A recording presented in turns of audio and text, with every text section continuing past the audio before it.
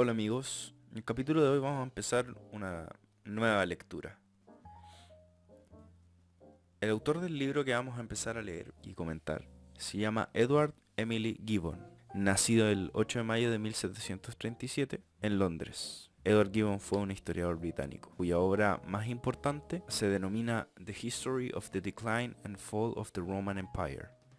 En el español fue traducida simplemente como Historia de la decadencia y caída del Imperio Romano.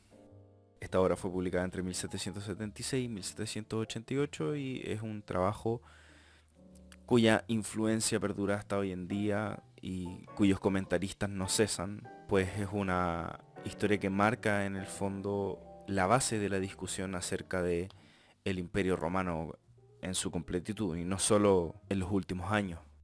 La obra en sí comprende un comentario que abarca desde la época de los Antoninos y el fin de la República hasta el conflicto romano-germánico, el cual encuentra su punto cúlmine en la expulsión del trono de Rómulo Augusto por parte de Odoacro.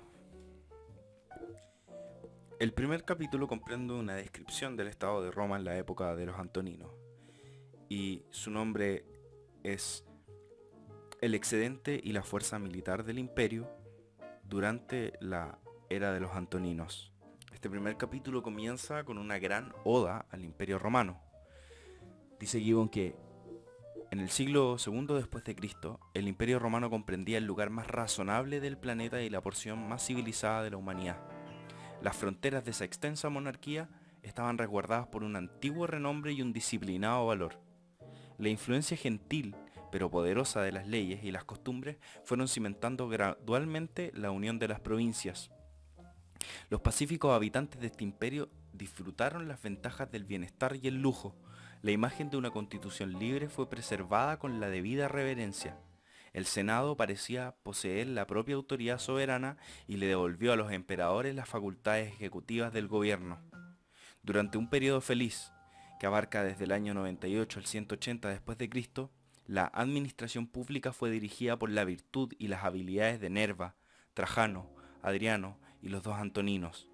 Es este el diseño, sumado al de los dos capítulos siguientes, los que describen la condición de prosperidad del imperio, y al revés, desde la muerte de Marco Antonio, los que explican su decadencia y desmoronamiento. Una revolución que será recordada y que aún la sienten las naciones de la tierra.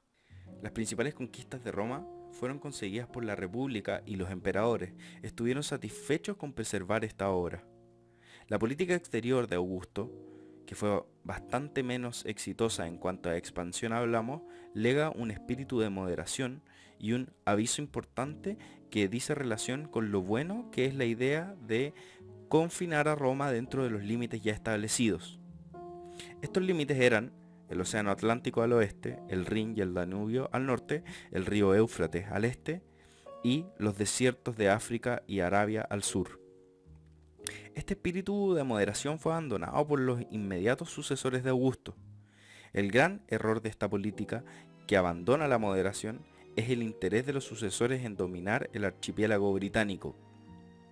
En una guerra de 40 años, la gran parte de la isla británica estaba dominada por el yugo romano. Sin embargo, las pérdidas son extremadamente cuantiosas. Los calcedonios fueron el pueblo que nunca fue subyugado y el cual constituye el contrapeso bárbaro de los romanos en estas islas británicas. Este fue el estado general de las fronteras desde la muerte de Augusto al ascenso de Trajano al gobierno. Trajano fue un emperador virtuoso que recibió la educación de un soldado y tenía el talento de un general. Este inició una guerra de 5 años contra los dacios, que finalizó con la completa sumisión de este pueblo bárbaro.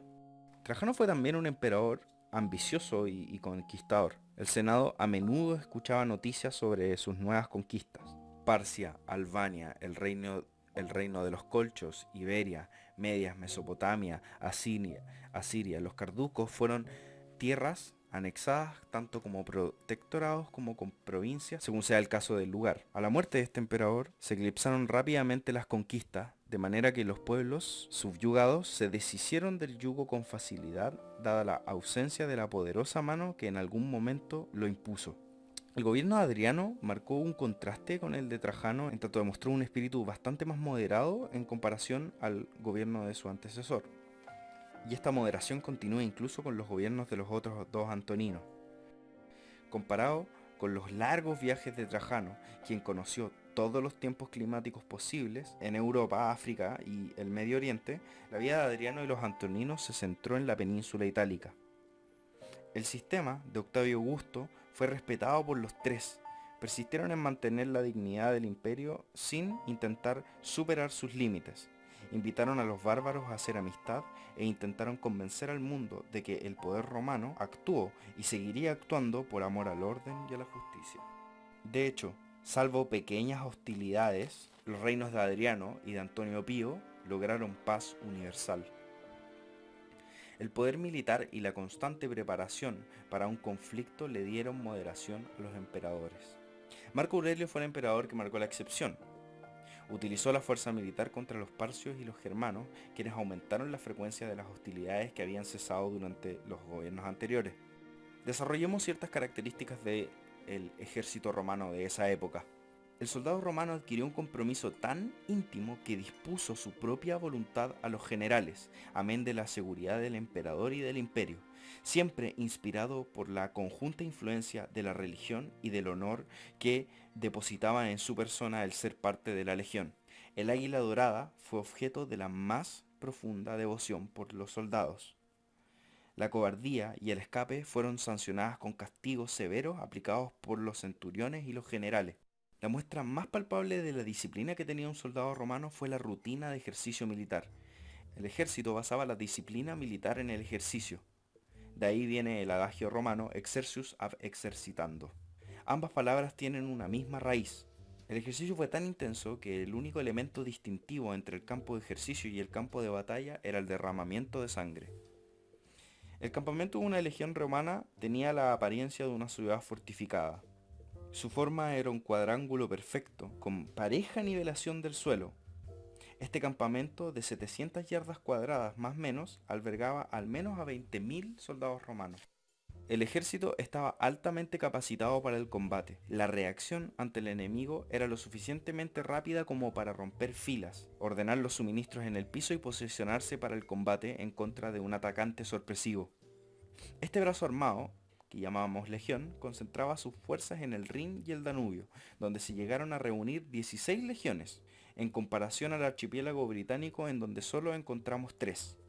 En la ciudad de Roma, 20.000 soldados escogidos dentro de los mejores resguardaron la tranquilidad y la seguridad del monarca y la capital. La armada romana cumplía con su propósito no alejándose mucho de las costas.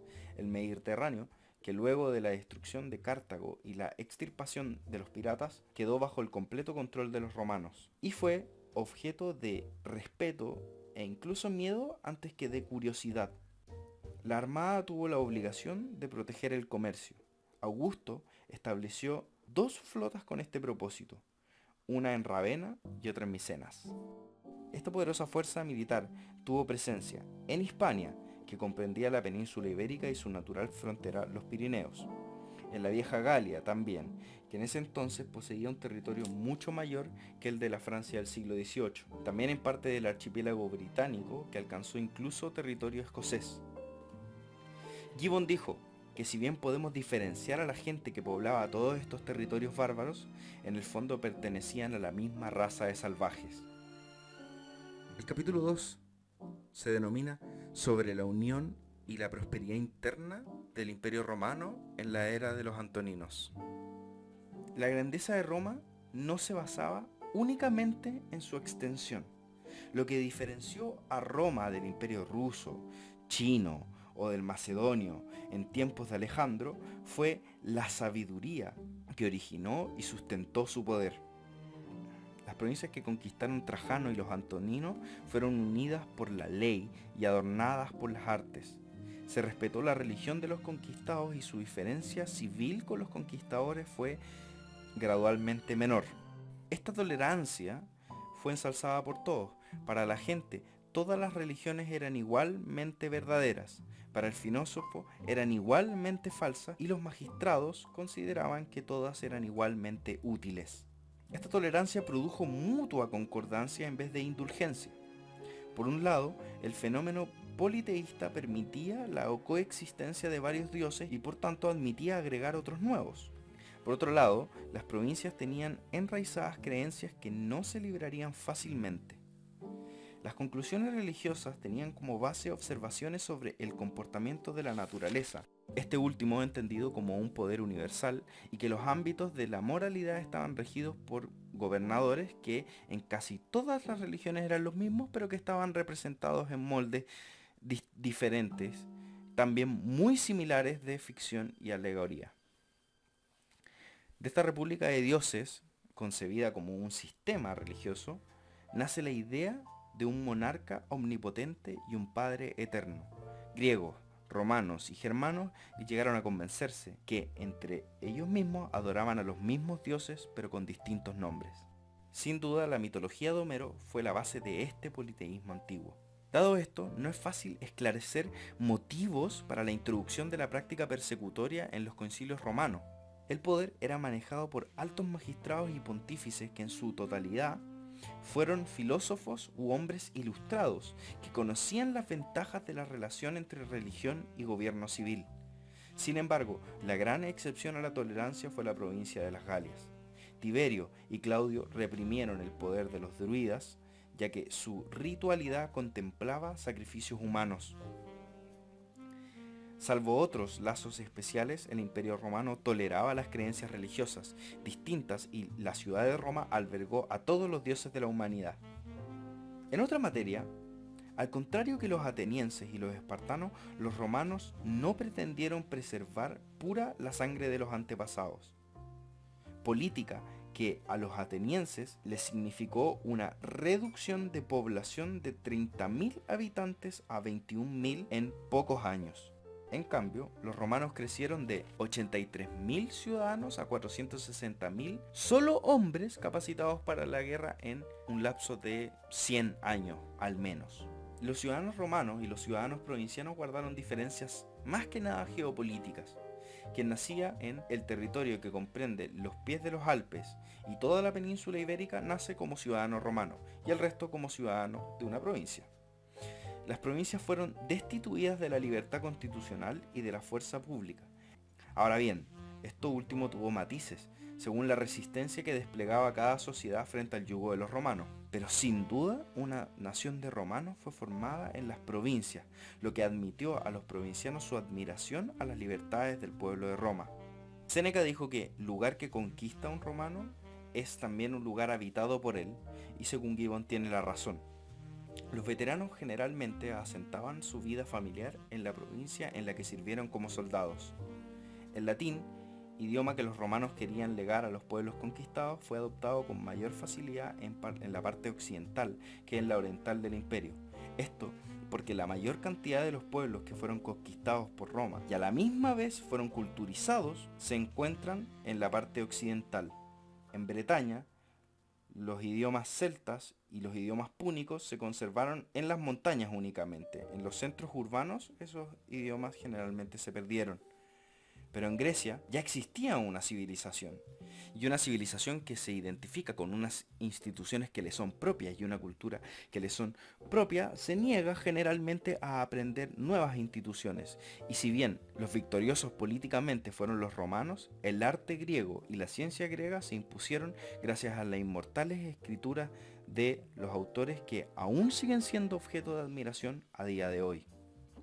El idioma griego prevaleció, y de una forma muy particular, pues, mientras el griego fue el idioma de los asuntos científicos, el latín fue el idioma de los asuntos públicos y legales.